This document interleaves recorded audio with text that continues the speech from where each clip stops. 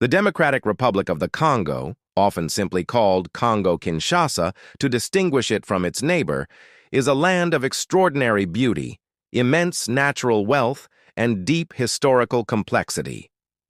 Lying at the very heart of Africa, it is the second-largest country on the continent, spanning dense equatorial forests, savannas, mountains, and rivers that pulse with life. The Congo River, the second-largest in the world by volume, winds like a silver serpent across the land, nourishing its people and ecosystems while shaping history and culture. To speak of the Congo is to speak of contrasts, a place of breathtaking landscapes and untold riches, yet also a place that has endured centuries of exploitation, conflict, and resilience.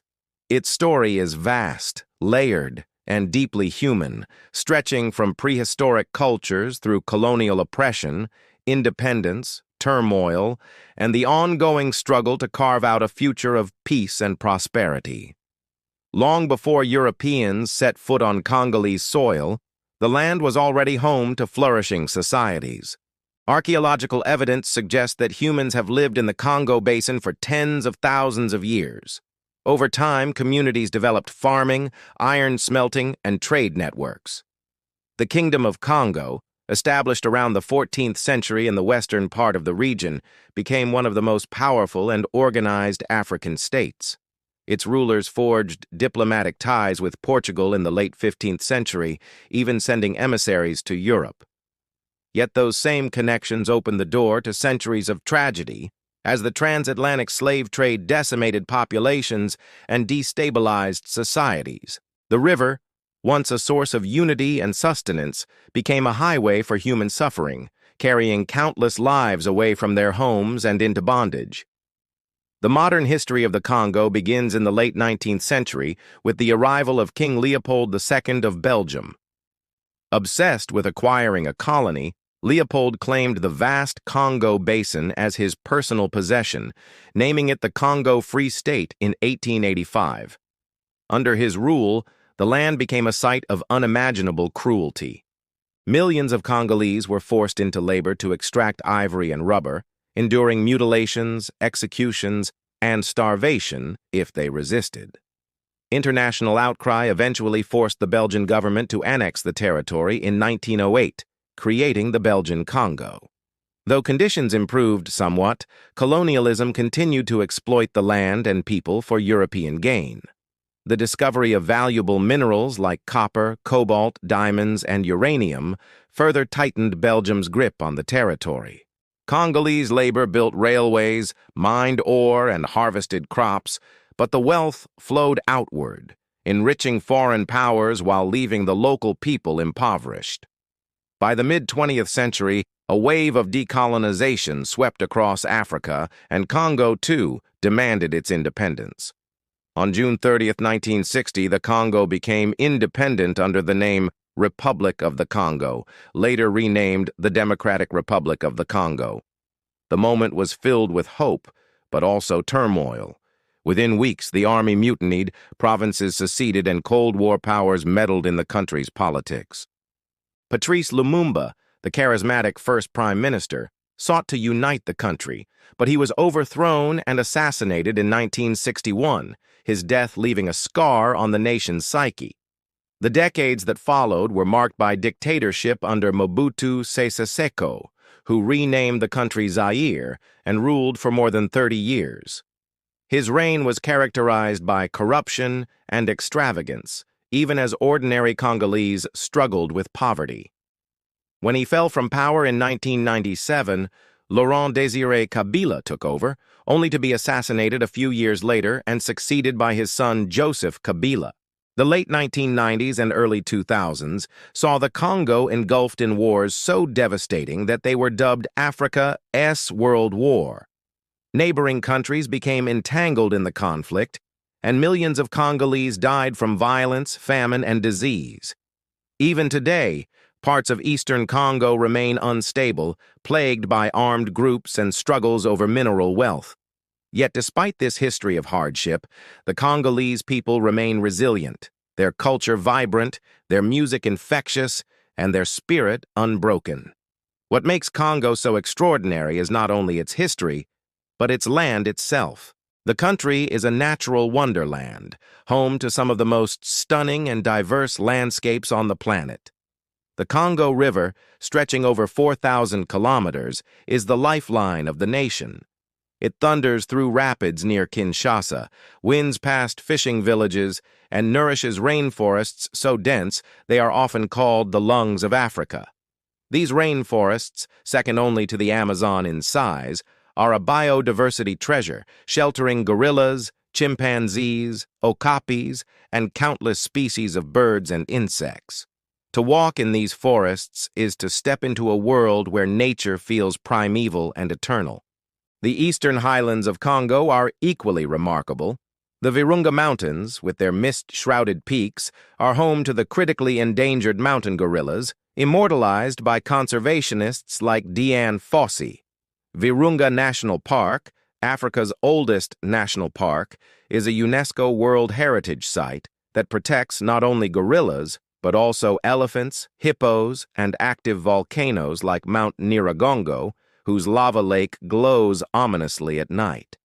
To stand on the rim of Nyiragongo and gaze into the molten heart of the earth is an experience both terrifying and awe-inspiring, a reminder of the planet's raw power. Nearby, Lake Kivu shimmers between Rwanda and Congo, its waters hiding vast reserves of methane gas that, if harnessed safely, could help power the region. In the south, Katanga Province boasts vast mineral wealth, with cobalt and copper mines that are crucial to the global economy. Today, cobalt from Congo powers the batteries of smartphones and electric cars around the world, making the country central to the green energy revolution. Yet this mineral wealth has also fueled conflict and exploitation, raising urgent questions about how the world can benefit from Congo's resources without perpetuating injustice. Congo's cultural wealth is as dazzling as its natural beauty.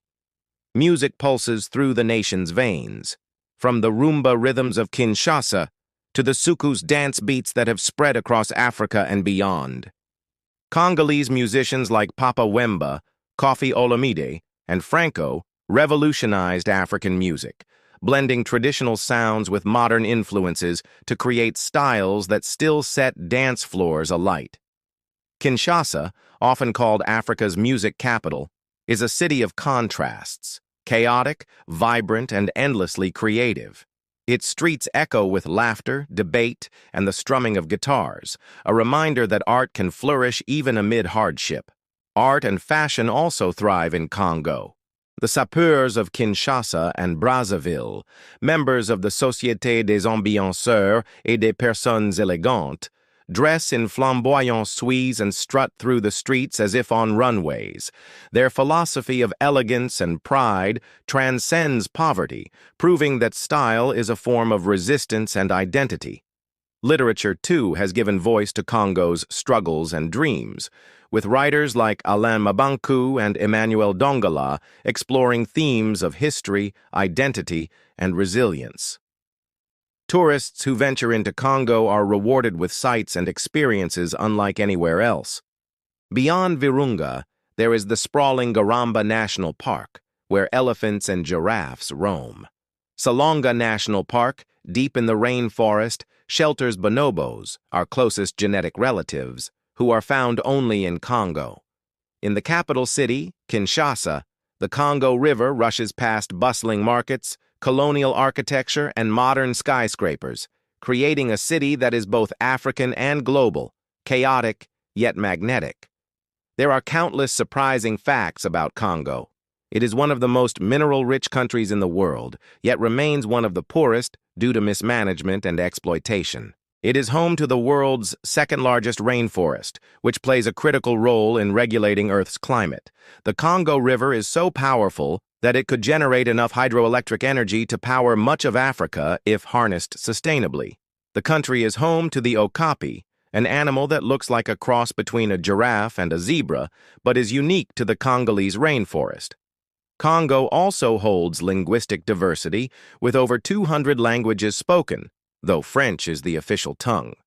Lingala, Swahili, Kikongo, and Chiluba are also widely used, reflecting the country's cultural mosaic.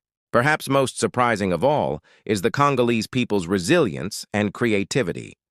Despite a history marked by hardship, they remain optimistic, resourceful, and proud of their heritage. Whether it is in the rhythms of their music, the colors of their fashions, or the warmth of their hospitality, the spirit of Congo shines brightly. It is a place where joy and struggle coexist, where laughter erupts in the face of adversity, and where the future, though uncertain, is always met with determination. The Democratic Republic of the Congo is not an easy story to tell because it contains so many layers: ancient civilizations, colonial exploitation, independence, war, and rebirth. But perhaps that is what makes it so captivating. It is a land of contradictions, of suffering and celebration, of wealth and poverty, of danger and beauty. It is a land that reminds us of both the best and worst of humanity and of nature's overwhelming power. To understand Congo is to confront history, but also to embrace life in all its complexity. Today, Congo stands at a crossroads. With its natural wealth, youthful population, and strategic location, it has the potential to become one of Africa's most influential nations. But achieving that vision will require peace, good governance, and fair distribution of resources. If the people of Congo can harness their resilience and creativity, if the world can learn to engage with Congo with respect rather than exploitation, then the story of the Democratic Republic of the Congo may yet turn a page toward a brighter chapter. To walk in Congo is to walk in a place where history whispers from the trees, where rivers roar with untamed strength, and where people greet you with smiles that hide untold stories. It is a place that defies simple definitions, that challenges and inspires, that frustrates and enchants. It is, in every sense, one of the most remarkable countries on Earth, a place where the human spirit and the natural world meet in dramatic, unforgettable ways. The Democratic Republic of the Congo may not always make the headlines for the right reasons, but for those who truly listen, its story is one of resilience, beauty, and the unbreakable will to survive and thrive.